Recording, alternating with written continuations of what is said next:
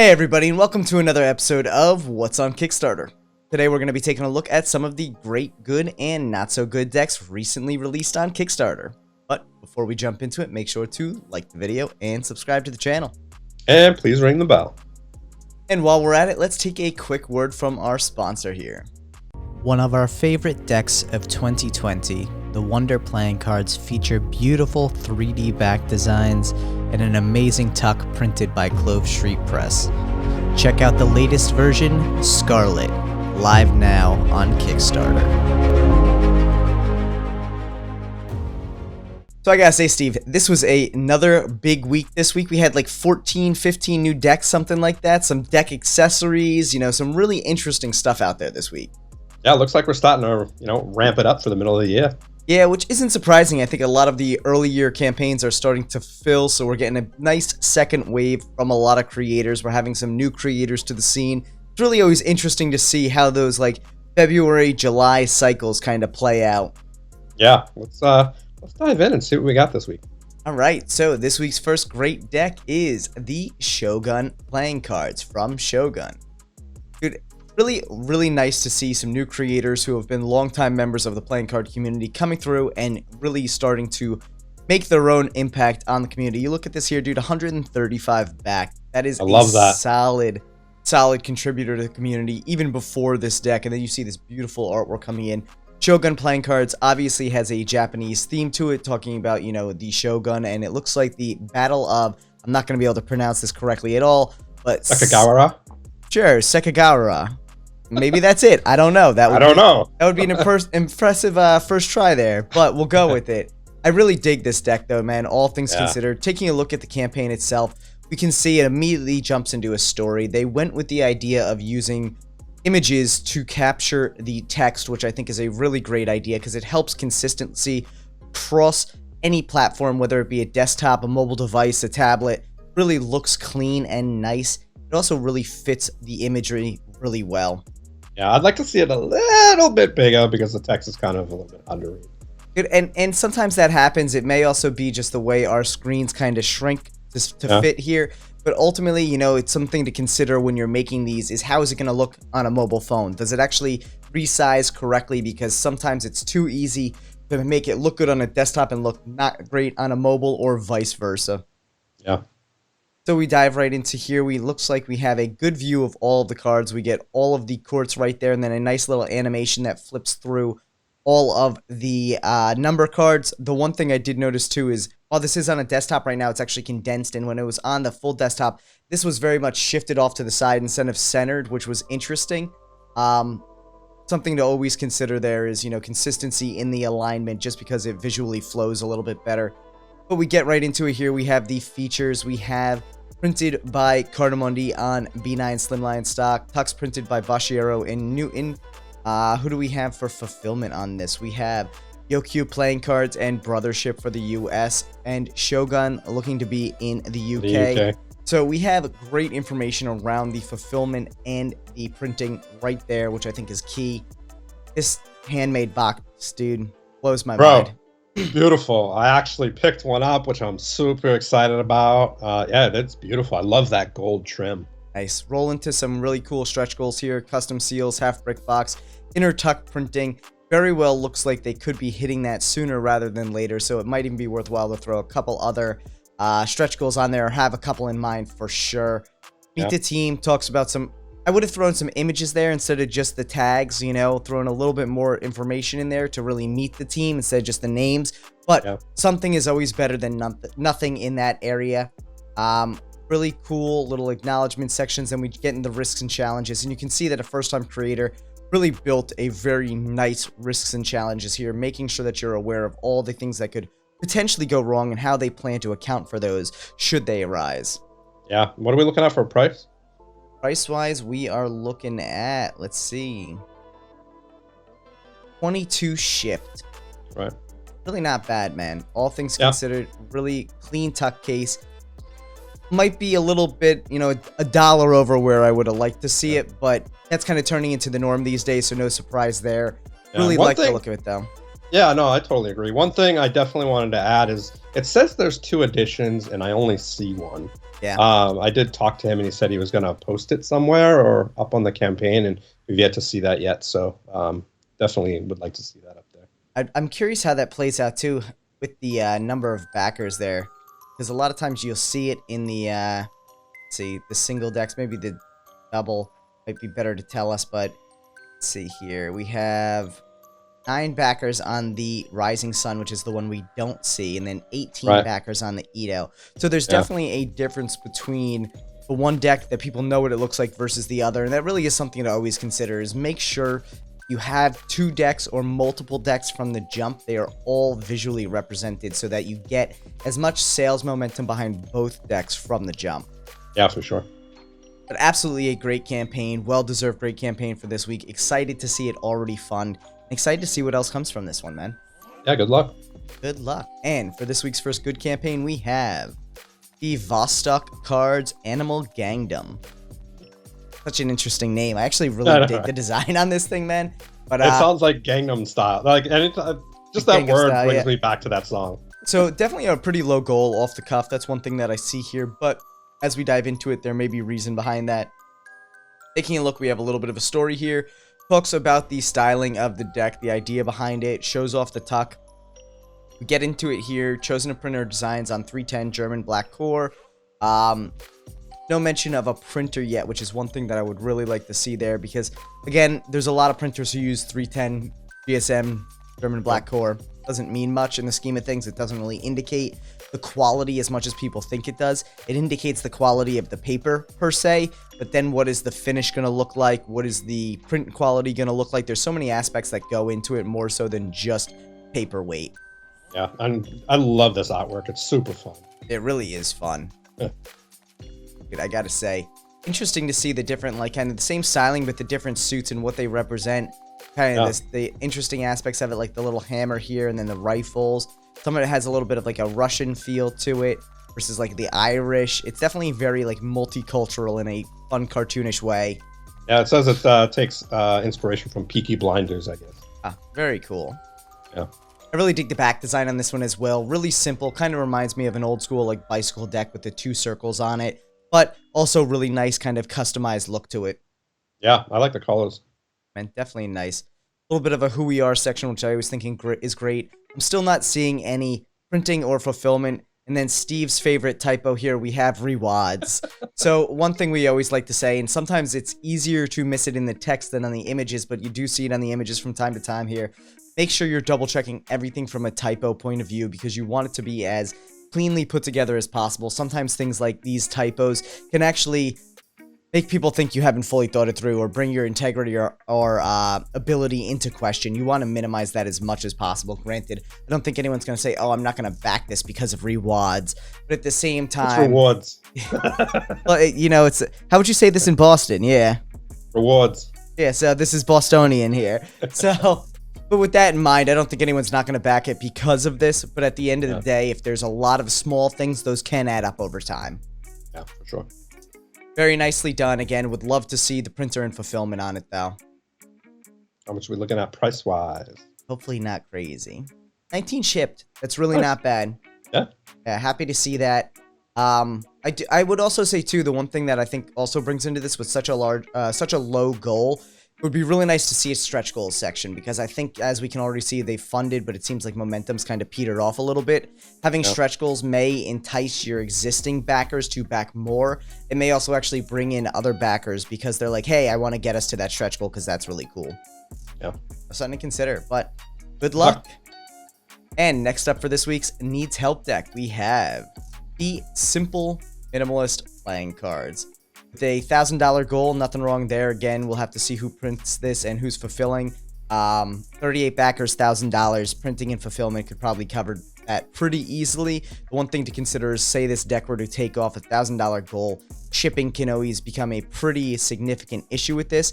And if you haven't factored your shipping in correctly from the jump, you could get bit with that. But neither here nor there on this one. It looks like they've done a pretty good job with it. They have a stretch goal first thing into it. What I would say is this probably belongs a little bit lower in the campaign, especially because you have a nice little story here that I think draws people into it initially.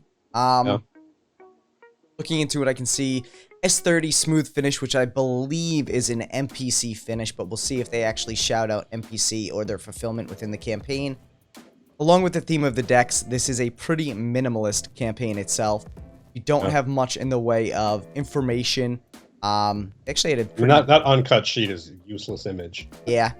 I mean, and the interesting thing is they actually have a pretty good start to a risks and challenges section, but I don't see fulfillment or printer, which to me should have been addressed prior to anything there.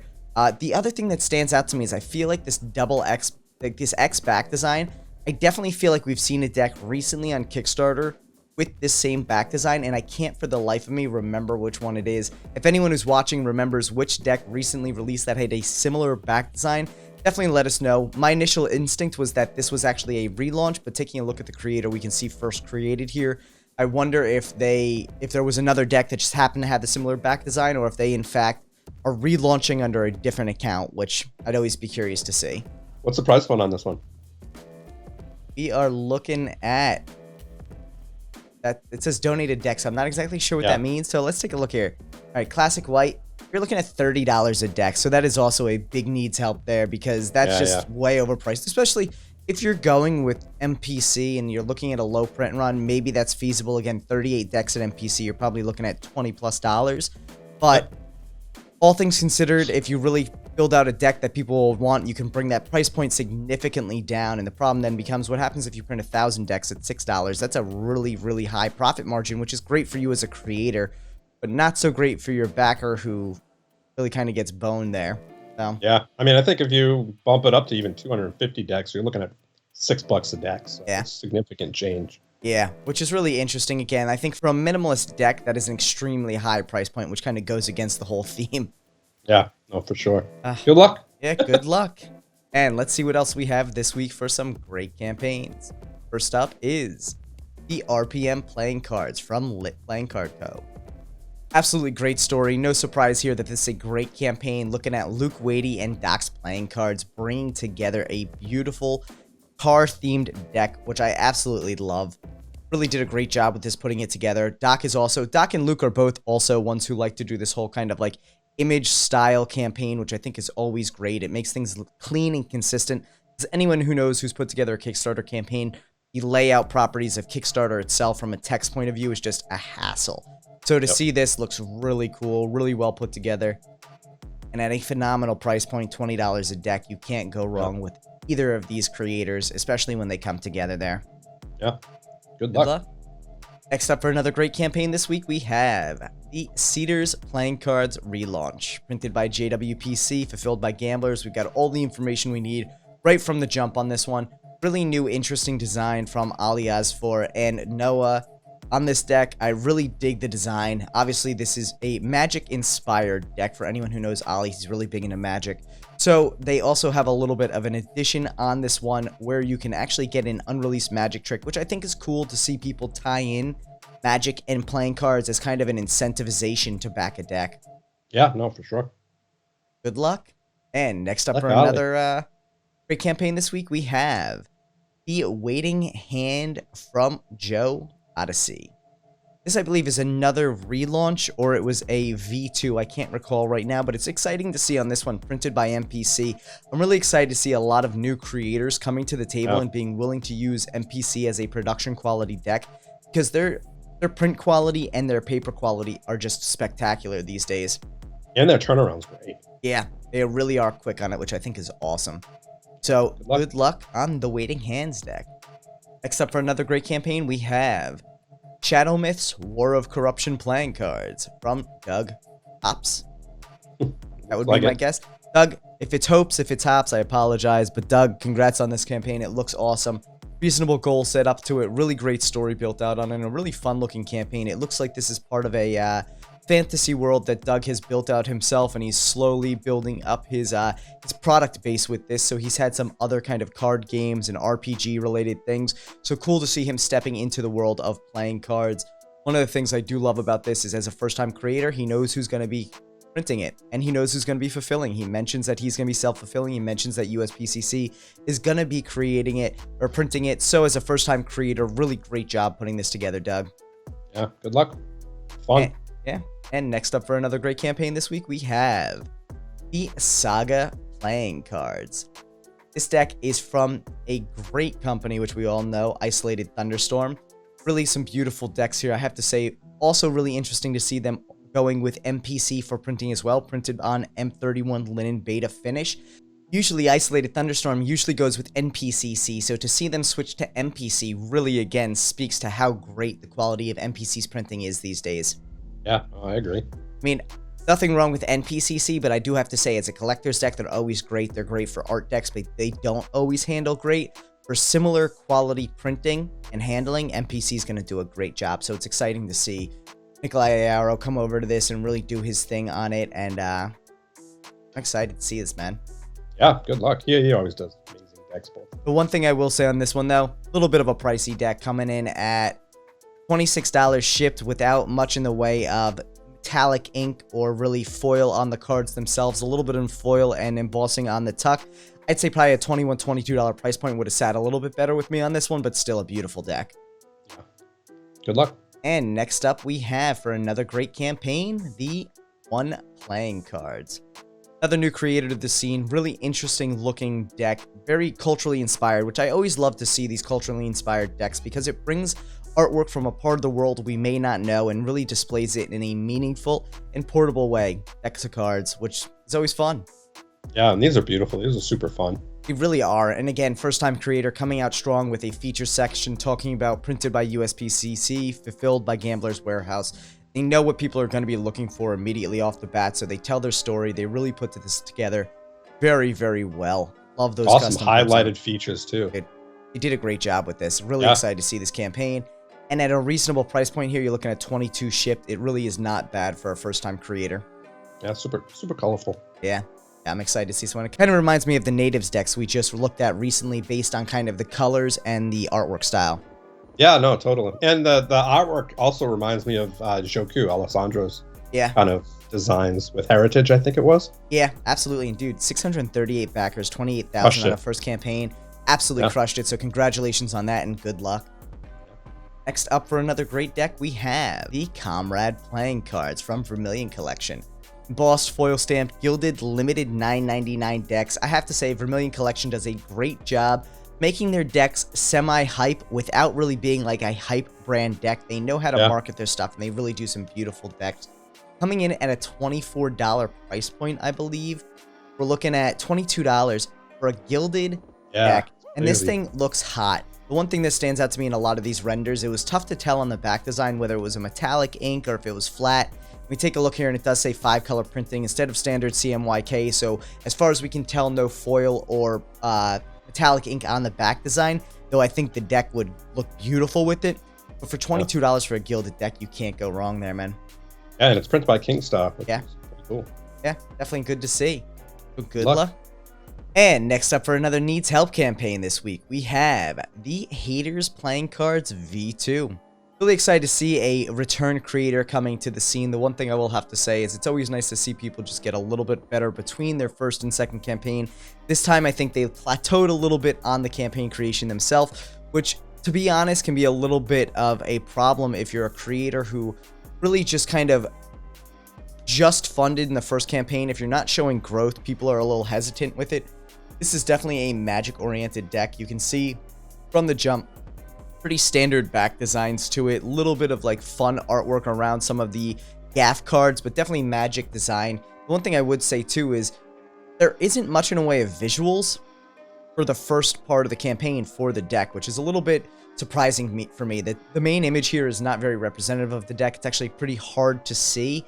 But when you get into it, you're scrolling almost a third of the way through the campaign before you even see what the deck looks like, which I think for a lot of people may actually be a turnoff, especially if you're churning through a lot of campaigns to see what's available. You want to make it as easy as possible for people to see what your deck looks like because visuals are such an important factor in the sell. One of the other things that really stood out to me on this one is the price point on this. Highly recommend checking out a fulfillment center because at $31 a deck, I think it was, 31 shipped. That is an extremely high price point for a pretty minimalist deck. Even printed by Cardamundi, shipping on this one is absolutely a problem. Check out a fulfillment center because you would be coming in closer to that $21 mark, saving $10 a deck. That's just going to encourage more backers to get on board with this at a reasonable price. So, good luck. So Steve, what are you planning on backing this week? Well, we had a lot, and I think I remember them all. There you go. I'm excited to hear that. I would back RPM. All right. I would back Cedars. And Shogun. Nice. Dude, I think I'm on the same three as well as Comrade for me. I just can't get over how good that tuck and that back design look. I think they did a really good job with it. Not that Soviet era artwork isn't necessarily my thing, but I think it really pops really well. Yeah, that's the one with the animals, right? That was the one with the from Vermilion, the USSR like Soviet style. Oh, right. Which one's the animal one? Animal Gangdom. Not totally my style, but I love the artwork. I would back that if we knew who the printer was, and that's the one thing I think to me that really stands out. Super cool artwork. So yeah, that's pretty much where I'm going with this week. Yeah, that Vostok deck is a nice one. Again, that's why it's a good campaign, because it needs to just let us know who the printer and fulfillment is, because that would really bump it up very close to a great campaign on it. I think there's a lot of potential on that one, which I'm always excited to see though from a first-time creator. Yeah, no, I agree. So before we jump into the fun stuff, let's take a quick word from our sponsor here. One of our favorite decks of 2020, the Wonder playing cards feature beautiful 3D back designs and an amazing tuck printed by Clove Street Press. Check out the latest version, Scarlet, live now on Kickstarter. And let's check out a fun little deck accessory campaign this week, the wooden display shelves and wooden display boxes by TCC. No question about this, always a great campaign from TCC, but I do love to see all of the interesting things that they bring to it. Not just killer decks of cards, not just magic tricks. They really do some great work with their display cases. One thing that always comes into me too is they just always crush their goals. I'm not really sure the manufacturing costs and all that go into, a display case or something like this. So 3,000 may be a low goal on this, but even if their goal was 20,000, they would have doubled it. They really are doing phenomenal with their campaigns. They always put together a really nice campaign. Yeah, no, I totally agree. I mean, I think they're manufacturing a lot of their own stuff. So, yeah. One interesting thing that stands out to me on this one too is this is one of those kind of like, I don't know what you even call the wood. If anyone knows what you call it, feel free to drop it down below. It's kind of like that backer board you'd see to like a bookshelf you'd get somewhere like IKEA or something.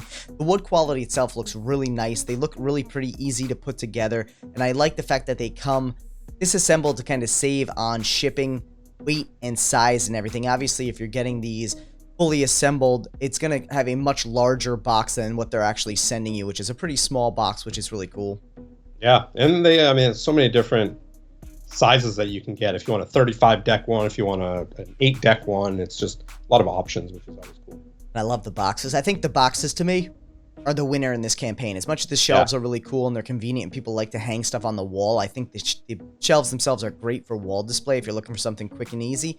These boxes actually look really impressive, and I really love the look of the kind of display top on it with, I'm assuming, probably a plexi in there. Shipping with glass would probably be a pain there. So it's probably like an acrylic plexi in it. But I love the little like lock on it and the little additional features that really add to it. Yeah, it definitely reminds me of the standards box. Obviously, not that decked out, but the way it's kind of designed for the 8 decks to fit in perfectly. And even this 15 box one is really cool looking. Yeah. Got a great way to kind of show off everything while still fitting it all in a smooth, kind of low profile way, which is really unique. Yeah, it's dope. I always love to see stuff that TCC comes out with, and I think one of the cool things about this brand, like I said, they're kind of ingrained in all aspects of the playing card community. So you have them in Magic, you have them in playing cards, you have them in displays, you have them in all of these areas where they're coming out and trying to create high quality, low cost items, which are always great. Yeah, no, I agree. I love their stuff. Good luck. Yeah, good luck to them on that one. And I don't know about you, man, but we have some interesting, fun campaigns this week. I know we almost had a little bit of a, what's the best way to say it? A little bit of a redundant fun campaigns here. We'll see what my campaign was. Steve almost went with something very similar, only because it was awesome too. And I told him, I'm like, hey, I get it. It's awesome looking. But I think we have some fun campaigns this week, some fun stuff for around the house. And I really have to say, always unique to see these fun campaigns, to see what else is out there on Kickstarter. So we always love to know what you guys are interested in on Kickstarter other than playing cards. So make sure to leave a comment down below and let us know not only what you're backing this week from the playing card world, but also what you're into outside of playing cards, whether it be kitchen appliances, lamps, maps, books, R&D, D&D, RPG, board games, whatever it could be. There's so many different options on Kickstarter. We always love to see what it is. So let's check out this week's first fun campaign. Yeah, let's get it. So for me, this week's first fun campaign is the Azio, a vibrant and intuitive wireless keyboard set. So as weird as it is, I've always been a big fan of wireless keyboards, especially kind of like on the go ones, because when you're out with like an iPad or something and you have to type a lot, it sucks to use the on-screen keyboard. That's like my biggest gripe about tablets. And so I remember like a long time ago, you pick up like a Bluetooth keyboard and it was this like piece of like garbage that basically like fit into a little carry case. They never lasted. The batteries never lasted. And I love to see how long it's really, how like far these creators have come for these wireless keyboards now. This thing looks super, super artistic, but also just like super ergonomic and fun. It looks vintage, super vintage. It kind of has like a typewriter feel to it, right? Yeah, but it just reminds me of the big clicky Apple keyboards. Yeah. Like the big ones from the old Mac days. I could see that, dude. Fully backlit, which is cool. It has some cool functionality to it.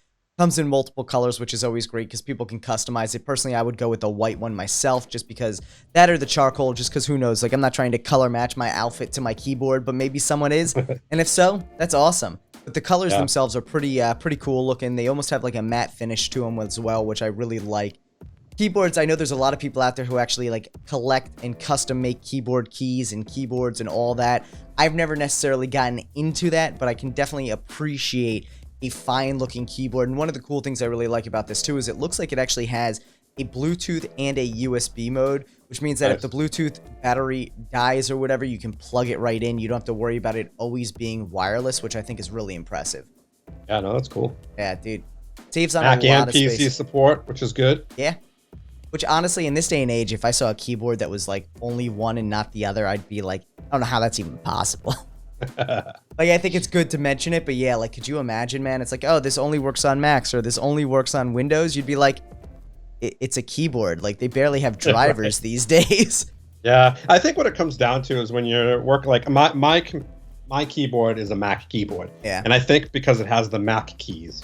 So yeah, but it's like two keys these days, isn't it? You right, have, but like, I think that's what people like to feel safe about, you know? Yeah, I mean, I get it to some extent. Like, when I look down, I usually know, like, if I see the little Mac display and I'm on a PC, it just acts as the Windows button, or if I see the command, it's just control. You kind of get used to that, but I'm sure there are a lot of people who would be thrown off by it. I also love the battery life on this thing. I think, you know, it's nice that they show a little bit of what the battery life is on some competitors, because for me, I'm not highly familiar with wireless keyboard battery life, but to show almost double that of the Apple Magic Keyboard, like, you're always going to have your Apple fanboys who are going to go with the Apple product, but if you're into something kind of artistic, this sounds like a great deal.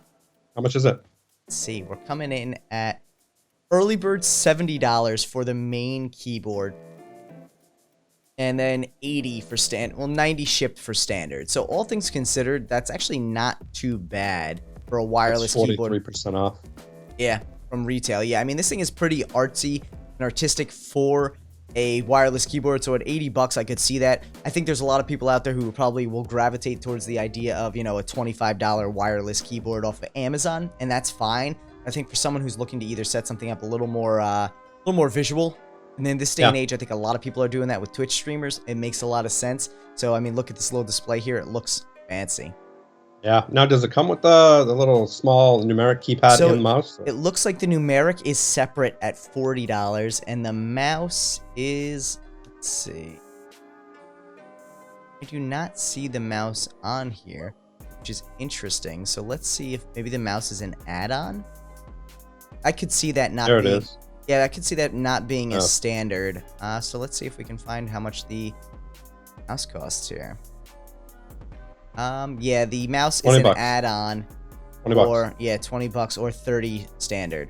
So interesting. So I guess if you get an early bird price pack, they give you $10 off the number pad and $10 off the mouse. The one thing I would say, like, in my opinion too, like, I've never used a number pad when I'm on a wireless keyboard. It's easy enough to just use the top row if you need to on the go.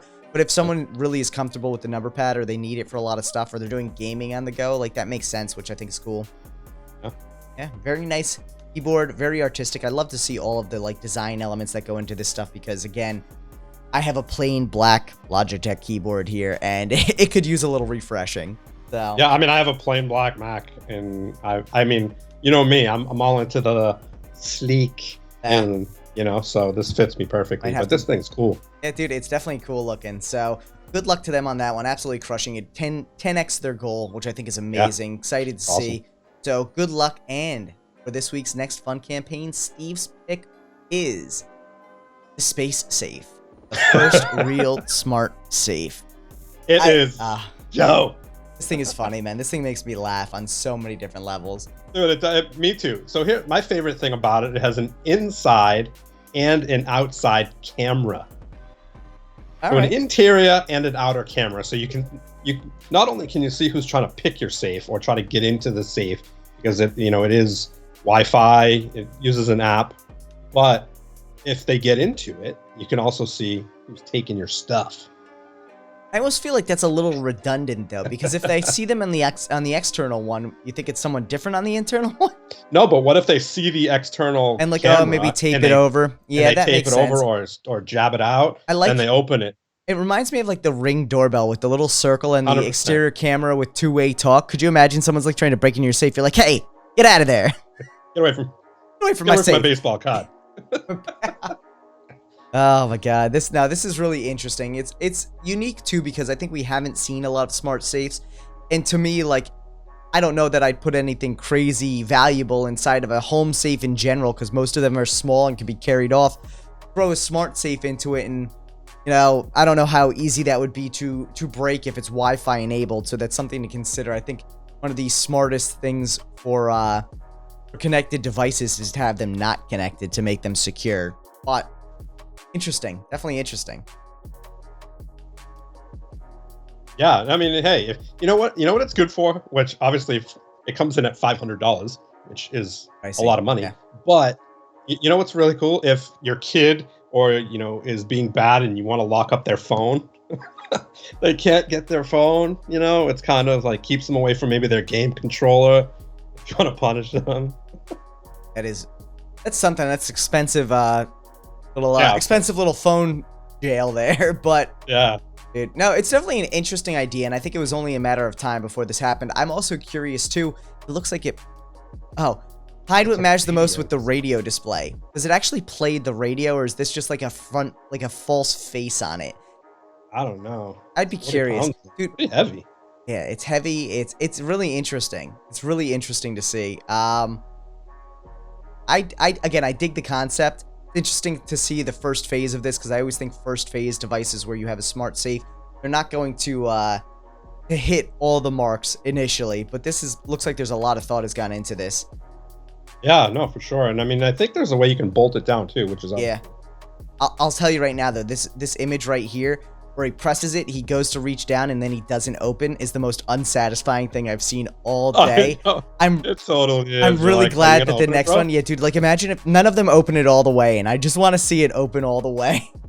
Yeah, that's funny. Oh my god. Now this is a really there you go. Yeah, there you go. Really interesting design though to it. Really cool to see. For anyone out there looking for a safe, maybe this is your next safe if you're willing to drop some cash on it. Ideally, the one thing that always stands out to me with these companies being a first-time creator, if you have a company, you really want to make sure that it's going to last a long time. So that's always an area of concern for this because you obviously don't want to buy something of this sort of amount of cash, then in 5 years it's no longer usable because the company's no longer supporting it. Something to keep in mind with any smart home devices. But I think there's a lot of first adopters out there who would absolutely be on board with this. Yeah, no, for sure. It's fun. No, it's definitely fun. And obviously 603 people backing this at $282,000. They're doing pretty well. Yeah. Hey, good luck to them on this one.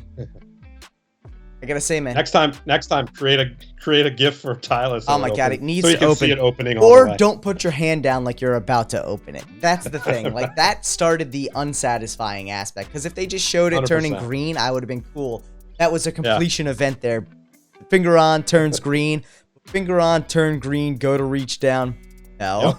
Yep. I agree. Oh my God. I absolutely love it. Dude, there was some great stuff on Kickstarter this week. And I have to say, I really was impressed with the amount of great decks. I think all things considered, we had 3 decks that fell outside of the great category out of 14. So congratulations to all of the creators out there this week who have put their blood, sweat, and tears into these new decks. Whether you're a first-time creator or a long-time creator, I think you all did a great job, and we can't wait to see what else comes out from everyone on there. If any of you have any questions about your Kickstarter campaigns, feel free to leave a comment down below. And while we're at it, for everyone out there watching, make sure to like, share, and subscribe, and leave a comment down below and let us know what you backed this week.